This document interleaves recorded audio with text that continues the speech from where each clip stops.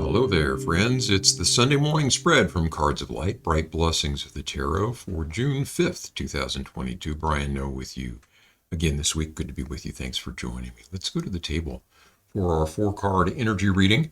And as usual, we're looking at the 4 dimensions of life: the physical, the social emotional, the mental, and the spiritual dimensions here with these cards. And I'm using the Thoth deck again. We have 1 major court card and 2 pip cards this week. We have adjustment in the physical dimension. We have the 3 of Swords in the social emotional, the Princess of Wands in mental, and the 3 of Discs in the spiritual dimension. Let's take these one at a time. Adjustment. This is the card that in other decks would be called Justice. And I think of it as being about the inevitable and sort of righteous adjustments that happen in the world. A lot of times we see things going on that we perceive as not being fair, as being cruel, but in the big scheme of things, everything has to balance out in the material world, at least. And so this card is about that. I think of this term adjustment in the same way when they talk about a market adjustment, that the market is due for an adjustment, meaning that it is bringing things back into their actual value. Whether or not that happens in the markets, I don't know, but that's the theory anyway. And it's the same way, I think, with all of everything that happens in the material world. Stuff goes one direction and then it kind of swings back the other, and sometimes it swings back too far and then comes back again. But over the long haul, everything kind of balances out the way that it is meant to, or at least the way that it does. And so that's about as good as it gets sometimes. So coming here in the physical dimension of our lives, there may be some sort of adjusting energy that is about to come down this week, may have already begun, or it may be a call for us to sort of bring our lives into balance. And this, again, is coming in the physical dimension. We're talking about our bodies, our finances, physical health, that sort of thing. So be attentive for either adjustments that are happening, or maybe this is a good chance to look at our finances, look at our health and our physical well-being, and see if there are some things that we can do to sort of bring everything back into this true lined up nature that is the ideal. Bring things back into balance. Okay, over here in the social emotional realm, we have the 3 of Swords, the card of sorrow. And this is an unhappy card. There's no two ways about it. There's no way to paint it as anything other than a sad thing. And I think that there is a lot of that going on at the moment for a lot of us. I know in our family, we've suffered some loss lately, and it's hard to approach those things with anything but a sense of sorrow. I also think of this card as a cue to keep an open heart, that no matter how sad we may be feeling, no matter what is going on in our lives, if we let ourselves become callous, and shut out the things that are hurtful in the long run, those things just come back, in uglier ways. And so all we can do is weather these times when they happen and try to keep our hearts open. So enough said about that one. Okay, up here in the mental dimension, we've got the Princess of Wands. I think this is one of the cards that the depiction, one of the reasons that this deck has, at least for a long time, was not allowed in the U.S. prison system because of the princess in this card, rather voluptuous.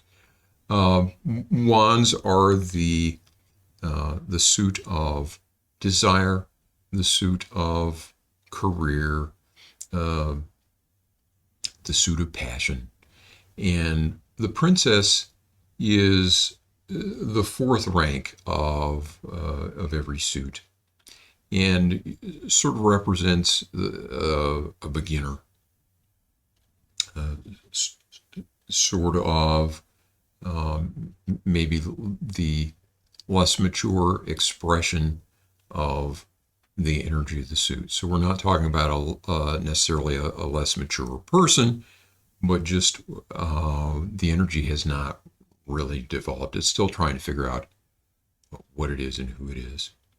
And so I think of this card as representing the parts of us that are very individualistic, very driven by our passions and our desires, very charming, uh, but maybe a little bit overly theatrical, and maybe a little bit too much trying to be the center of attention. And so, coming as this card does in the mental realm, I always look at court cards as what are the attributes that I should be trying to emulate, or what are the attributes that maybe I should be trying to avoid in a given situation. And so maybe this is sort of a nudge to not let our passions completely just go wild and rise up and express themselves directly all the time. Maybe it's time to kind of take a little temper to that fire, and to spend a little time in quiet reflection, trying to decide what we really want, how we want to behave, how we want to express ourselves, and that sort of thing.